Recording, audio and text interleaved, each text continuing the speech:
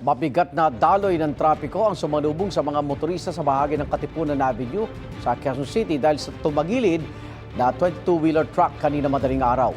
May unang balita si Mark Macalalad ng Super Radio DCBB. Mark! Igan, nagdulot ng abala sa mga motorista ang aksidente dito sa Katipunan Avenue sa Quezon City. Isang trailer truck kasi ang bumangga sa Center Island at tumagilid. At ito ay mayroong karga na mahigit 1,000 feet na papunta sana ng Batangas. Ayon kay Bukoy, isa sa mga pahinante ng truck, nag-loose brake umano ang truck kaya naibangga na lamang ng driver ang sasakyan dito sa Center Island na tapat lamang ng William College mga alas 3 ng madaling araw. Dahil sa aksidente, 2 lanes ang naapektuhan sa southbound lane na papunta ng Pasig, Makati at Taguig. Habang isang lane naman ang apektado pa Quezon City. Samantala, 6:80 ng umaga nang mahatak ang truck.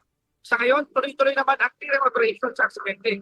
Punong-punong ang mga tauhan ng MMDA, Quezon City, RRPO at Barangay Loyola Heights sa paghalis sa mga sakos-sakos namin ito at nag-training ng truck. Samantala, hawak naman ng traffic sector ng driver ng truck. Ang tumatay natin kayo.